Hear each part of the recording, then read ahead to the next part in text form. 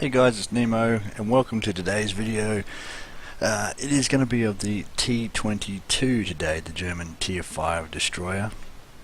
And I'm going to be doing this for two reasons. One, I'm going to try and get at least one tutorial video of every silver ship in the game. I'll do some premiums, any premiums that I have.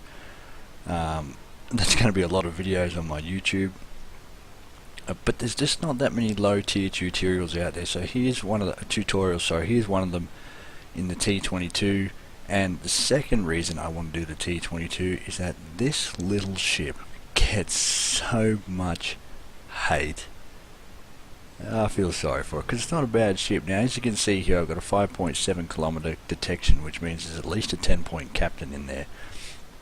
And my advice to anybody who is starting the game or has been playing the game for a while, and I say this in a lot of my videos, is do not leave tier 4, do not leave protected matchmaking without a 10-point captain.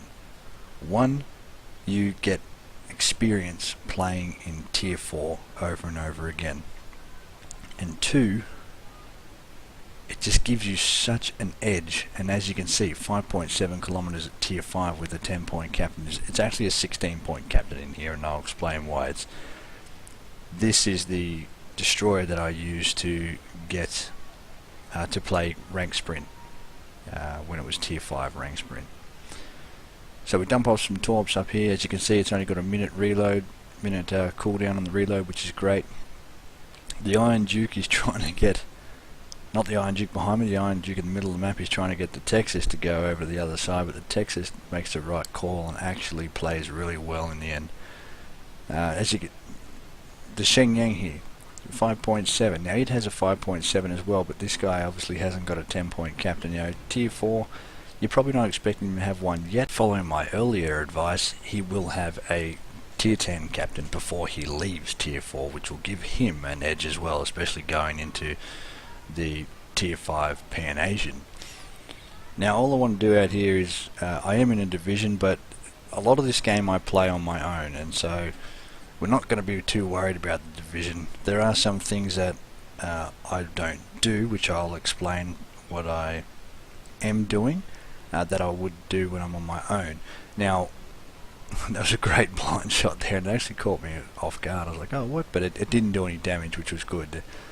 You've got 16mm belt armor in the center of the ship and 10mm armor everywhere else pretty much, so it's not too bad for its tier. So I dump off some torps into the smoke. I'm expecting the Shenyang to come back around, and then Addy, my division mate, gets the torp kill on him, and it makes life a lot easier. Now Addy is in the cap right now, and you can see that Emil coming around.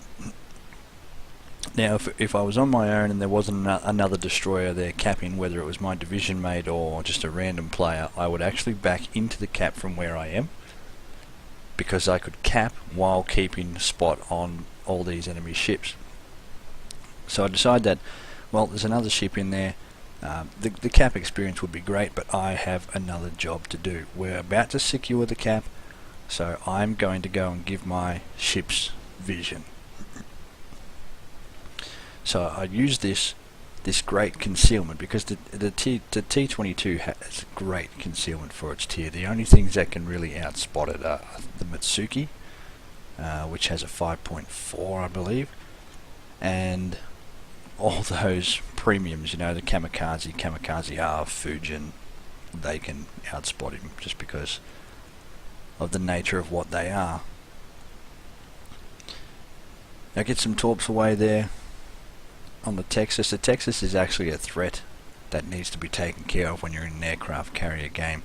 Now the enemy aircraft carrier plays a lot of his aircraft over this cap, and there's two logical reasons for that. Whether he was playing it because he was using the logical reasons or not, I'm not sure, but one, he has a Texas here, and two, our Texas is on the other side, so our anti-air battleships aren't anywhere near. Now I launched these torps pretty tight, and I was hoping that they got him, and we did get one in the flooding on the end, so I actually called for my Iron Duke, which was our other division mate, to burn him, hit him with high explosive, put fire on him and burn him down. And then he gets that straight away, and he does actually get a fire on the Iron Duke, which is really good. On the Texas, sorry. So there it is. You can see that the fire starts burning. I say keep going for another one, but RNG wasn't really in his favour, and he was a little bit far away. As you can see, there's about 16.7 kilometres there, so you're starting to get out of the range of the Iron Duke. We're going for more torpedoes. The build that I run, the first 10 points on this build gives you a little torpedo spammer, and that is what is the 105mm guns on this ship they are the primary weapon, but they're not the biggest threat.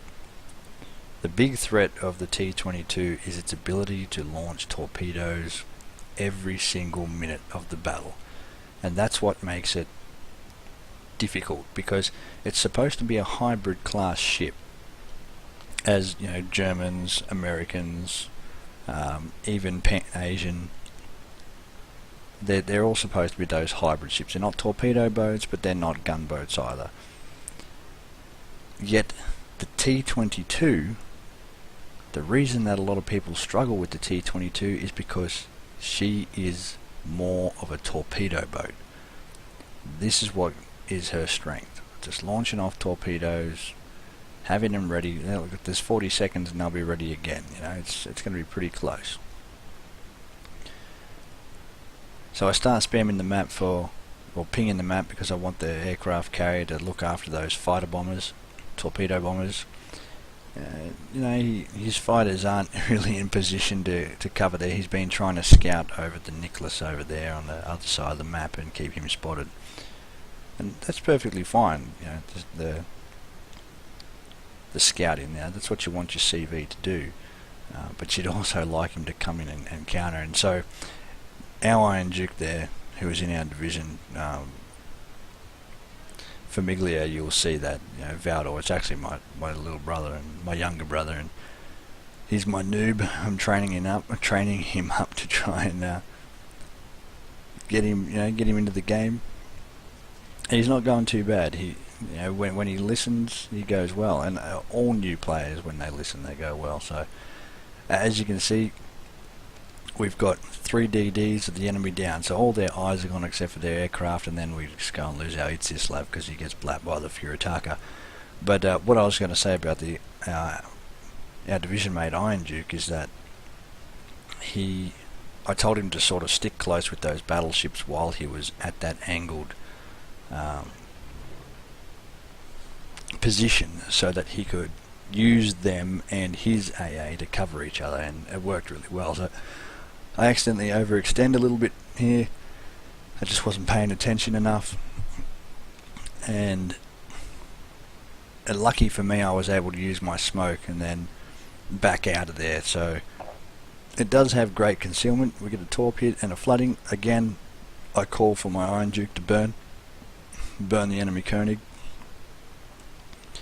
and I just sit behind the smoke here. As you can see, I'm still really close to that Congo, and I don't want to get seen by the Wyoming disappearing over there on the far side of the left hand side of the screen. So I'm just going to wait. Now, I can see my smoke. I've got quite a bit of time left. I'm just waiting for it to disappear and stay behind it so I'm not spotted. Now I launched some more torpedoes just in case. I'm expecting the Koenig to go down, but you know, these are my insurance policy, you could say. So down goes another one, and now all I've been doing in this game really is just spotting and spamming my torps. You've got a 5.7 kilometer detection with 7.5 kilometer torpedoes, so they do pretty good. They've got good range for a little ship for tier 5. You know, you're not expecting massive things out of tier 5. And then every time that another ship goes down, we go forward to spot.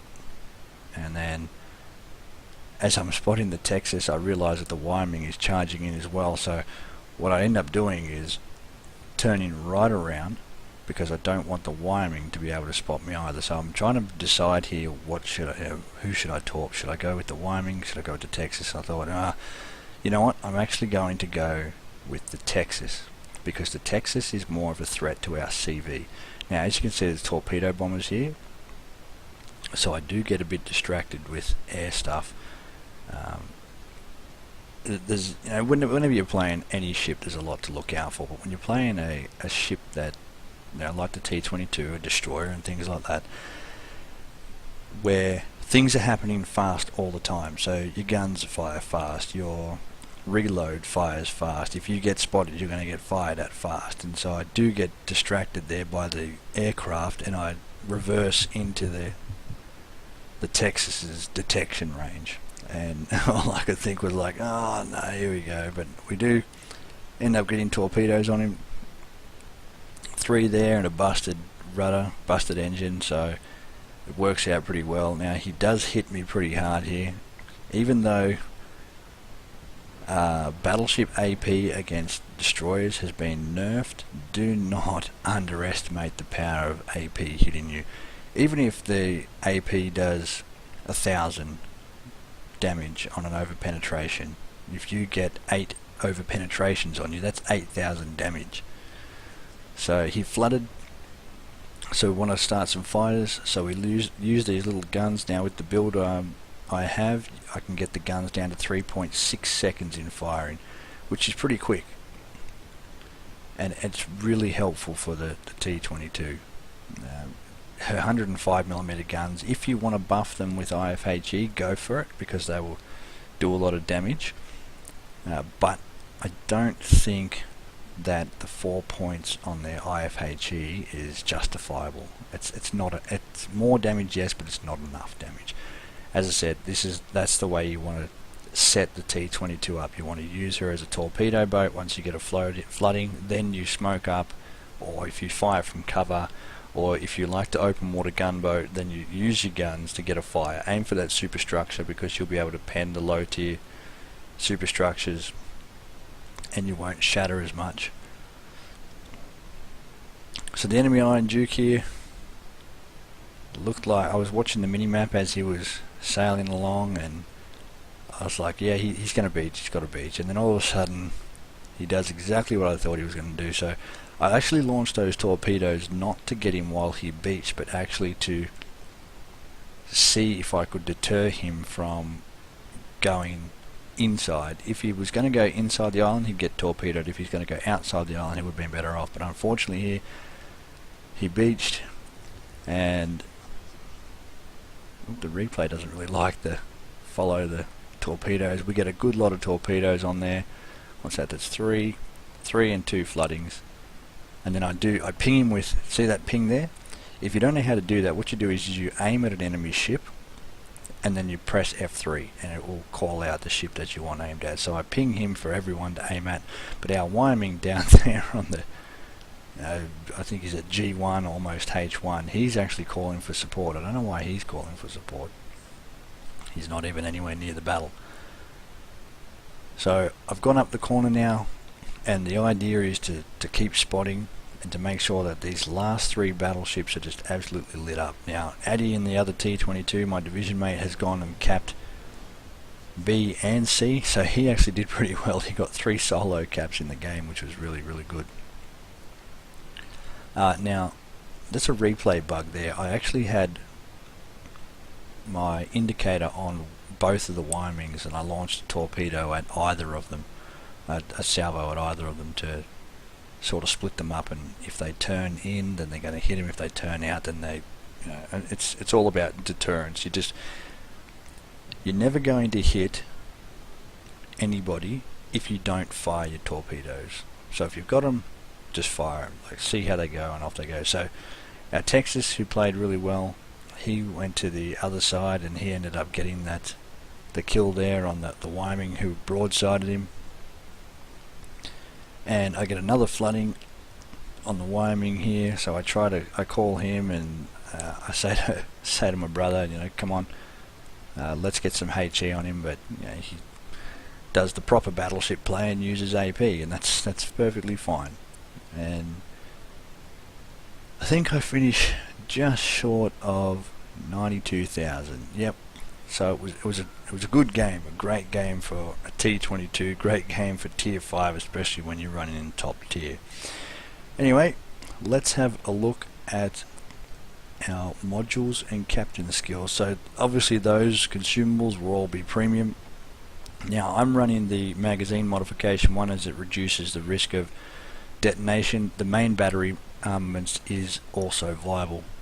Propulsion engine, propulsion mod, because you don't want your engine getting knocked out. It's probably going to get knocked out a little bit anyway. And then aiming systems mod 1, because the others are completely useless. And that little bit more accuracy, turn your torpedo tubes a little faster. So as you can see, there's a lot of XP on this ship because of ranked, and the captain is 16 points. But my first 10 points are priority target, last stand, which is absolutely mandatory on all destroyers, and then because the torpedoes are what you like to spam, torpedo armament expertise is your third skill, and then your fourth skill is definitely concealment expert. So that's your first 10 points. So if you have those 10 points ready by the time you leave tier 4, you already have a massive advantage. So survivability expert, basic firing training to get the guns to 3.6 so you can set a little bit more fires, and then my final 3 points is going to be superintendent. Another smoke and another speed boost is always extremely handy. So she might get a lot of hate, but I think the hate is because she gets played wrong. Not a gunboat, she's definitely a little torpedo boat.